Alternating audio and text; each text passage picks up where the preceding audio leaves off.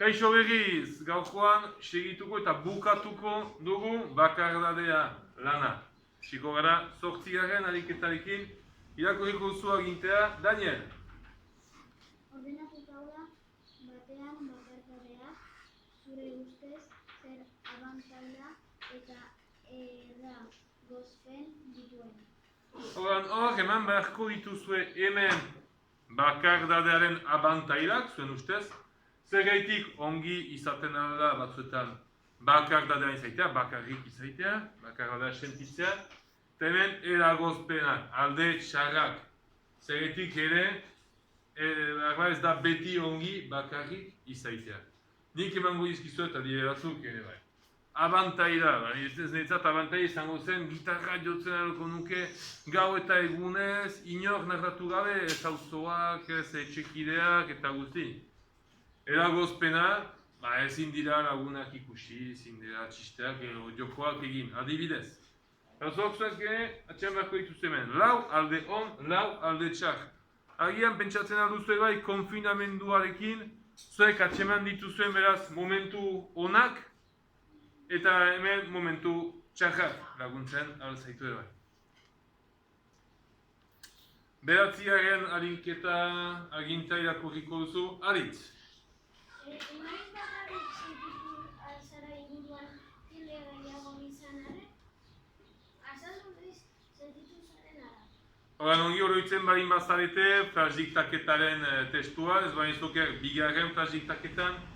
Azaltzen alzen, ala ere, nahiz eta izan diendearekin, lagunekin, familiarekin, gobertze, gurekin, ala ere sentitzen algara bakarrik. Iskat baztertua, gero isolatua. Hor, eskatzen zaizue, noiz zueri pasatu zaizuen, bakarrik sentitzea, nahiz eta ez izan fisikoki bakarrik.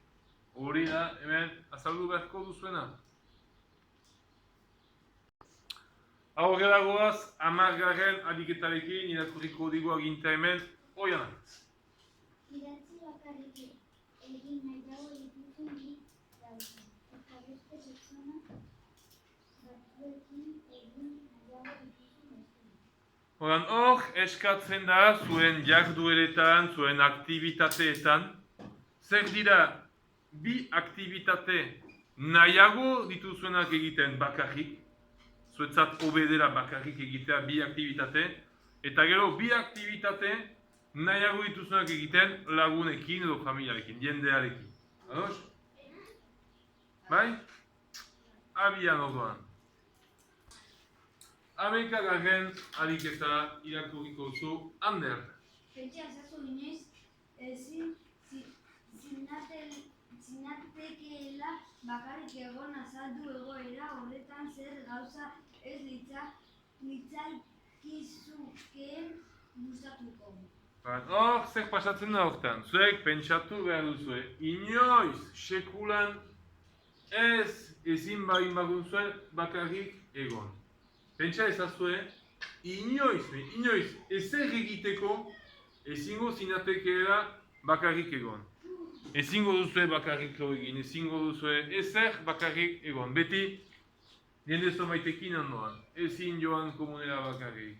Ezin egin bideo jokoak bakarrik, ezin irakurri bakarrik. Ez, beti jendea izango zen zure ondoan. Horan, azaldu egoera horretan, zer gauza ez litzaizkizukeen gustatuko. Zer etzenuketen maitatuko, barin bazen beti jendea zure ondoan. Zertan nahardatuko zaituzte aurre jendeak. Aurrera! 12. eta gaurko azken ariketa bakardadearen zat, irakurriko duzu agintea, Hugo! Idatzi gutun bat emoziotekniko 60 eta 61 horialdetako irudiko etxetxoan bizi den hori. Galdetuaren bizitzari buruzko gauzak eta azaldu eizaiozu nolakoa den zure bizitza. Marrazki bat ere egin dezakezu. Kasu aurrak zentarik eta hau oso luzea eta aberatsa izan behar da. Horan zuek idatzi beharko zuek gutun bat, inoler, postal bat, karta postal bat bezala. Nori hemen biziden pertsonari, etxe hortan biziden pertsonari. Zer kondatuko diozue gutun hortan? Zuek eskatu beharko diozu hasteko, zu nola bizi zira hantxe? Zer egiten duzu, maite duzu, eskatu beharko diozue, zuek nahi duzu jakin nola eramaten duen bere bizia hortan, nola pasatzen den bere bizia hortan.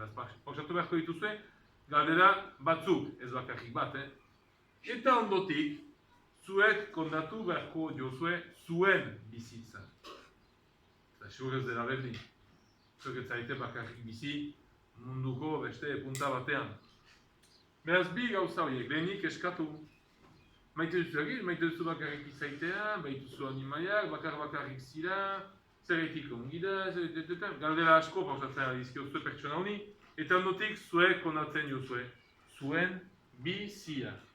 Eta bukaeran marrazki bat ere egin dezakezu, hor zuek egiten alko duzuen marrazki bat zuen etxearekin, eta nola bizi zareten, nola den zuen tokia, hor ikusten dugu bere tokia, zuek ere, adierazten duzue, norekin nola bizi zareten.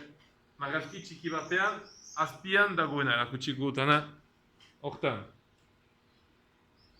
Hemen zuek beraz egiten alduzue marrazki bat, eta hortan bukatzen da bakardadea lan fitxa. Gero arte!